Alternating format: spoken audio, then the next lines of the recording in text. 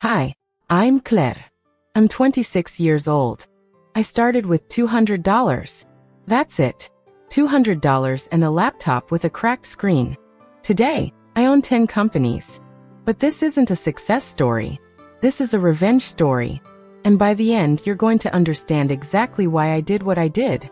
Stay with me, because what happened to me could happen to you. And what I did about it, most people don't have the guts to do. Let's go back to the beginning.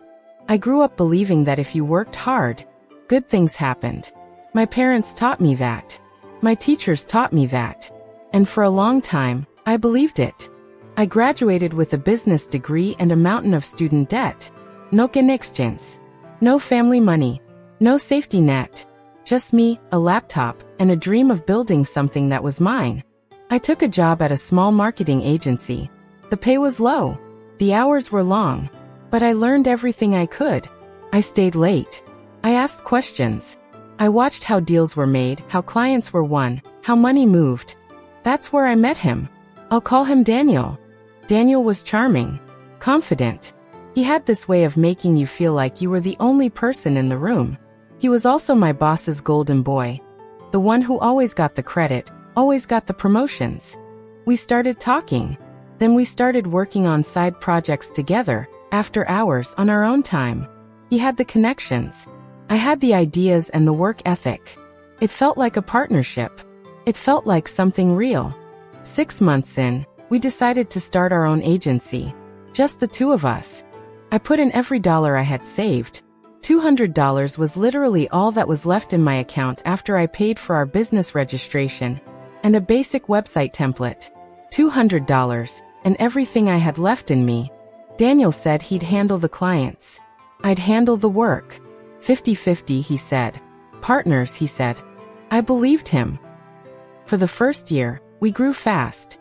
I was working 18-hour days, building campaigns, managing clients, doing the books. Daniel was out taking meetings, shaking hands, being the face of the company. I didn't mind. I told myself this was normal. This was how startups worked. One person builds, one person sells. But here's a lesson you need to remember because it's going to matter later. The person who builds the thing is never as replaceable as they think they are. And the person who sells the thing is never as loyal as they seem. Keep that in mind. We're going to come back to it. By year 2, we had 12 employees. We had real clients. Real revenue. I remember the night we hit our first $100,000 month. We celebrated with cheap champagne in our tiny office. Daniel hugged me and said, "We did this together. You and me." I actually believed him. That's the thing about betrayal. It never announces itself. It smiles at you first. Here's where everything changed. One evening, I stayed late to finish a contract renewal for our biggest client. I wasn't supposed to see it. I wasn't supposed to open that folder. But I did. It was a new operating agreement. My name wasn't on it. I read it 3 times, because I thought I was misunderstanding something. I wasn't. Daniel had been quietly restructuring the company for months. New shares had been issued. Investors had been brought in. Investors I had never met, never been told about. My original 50% had been diluted down to almost nothing. On paper, I wasn't a partner anymore. I was barely even an employee. I sat in that office alone, at 11 at night, staring at a screen that told me 2 years of my life had just been erased with a signature that wasn't mine. I want you to sit with that feeling for a second. Because if you've ever built something, poured your time, your sleep, your 20s into something, and then watched someone else quietly take it from you, you know exactly what I felt. It wasn't just anger. It was humiliation. It was the sick realization that I had trained the person who was about to replace me. I didn't cry. I want to be honest with you. I didn't cry that night. Something colder happened. Something calmer. I closed the laptop. I went home. And I didn't sleep. By morning, I had a plan. Here's something I learned that night, and I want you to remember it.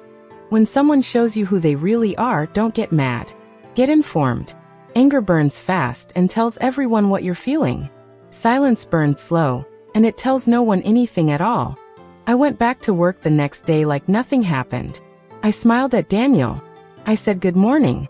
I did my job. And underneath all of it, I started building an exit. For the next 3 months, I documented everything. Every email.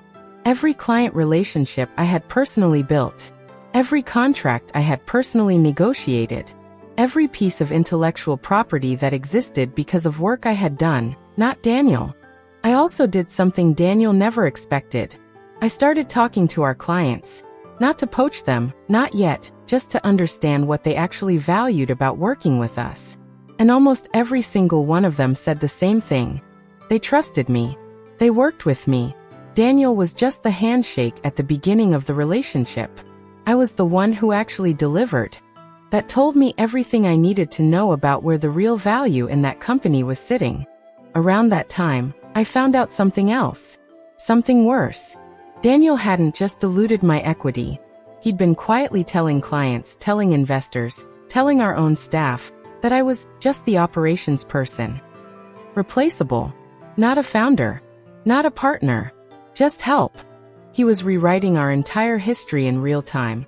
And he was doing it to my face with a smile, while shaking my hand in meetings. That's when I stopped being hurt, and I started being strategic. If you're watching this and you've ever been underestimated by someone who thought you'd just sit there and take it, this next part is for you. I gave my notice. I told Daniel I wanted to explore new opportunities. I kept my tone soft. I kept my face calm. I let him believe he'd won. I let him believe I was just quietly walking away, defeated. He didn't even try to stop me. That told me everything, too. What Daniel didn't know was that in those final weeks, I wasn't quitting. I was preparing. I registered a new company under a name that had nothing to do with me.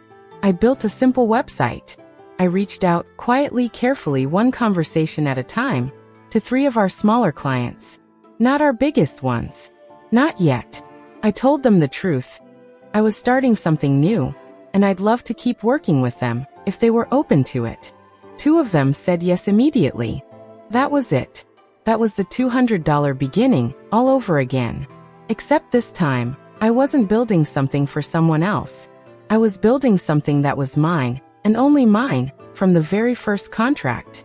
Here's a retention question for you. What would you do if you found out today that the person you trusted most had already planned your replacement? Would you explode? Or would you go quiet and start building your own door out? I chose the quiet door, and it changed everything. The first 6 months on my own were brutal. I was doing the work of 5 people. I answered every email myself. I built every deck myself. I slept maybe 5 hours a night. But every single dollar that came in was mine. Every client relationship was mine. Every decision was mine. By month 4, one of my 2 clients referred me to a much bigger account. A company 3 times the size of anything Daniel and I had ever worked with. I remember getting that email and reading it twice, standing in my kitchen, not quite believing it was real. I got the account. That single client changed the trajectory of everything. Suddenly, I wasn't just surviving. I was growing. By the end of year 1 on my own, I had replaced my old salary. By month 18, I had replaced what I used to earn from the entire agency Daniel and I had built together. The one that was supposed to be half mine. And here's where the story gets interesting, because this is where karma stopped being a saying and started being something I watched happen in real time.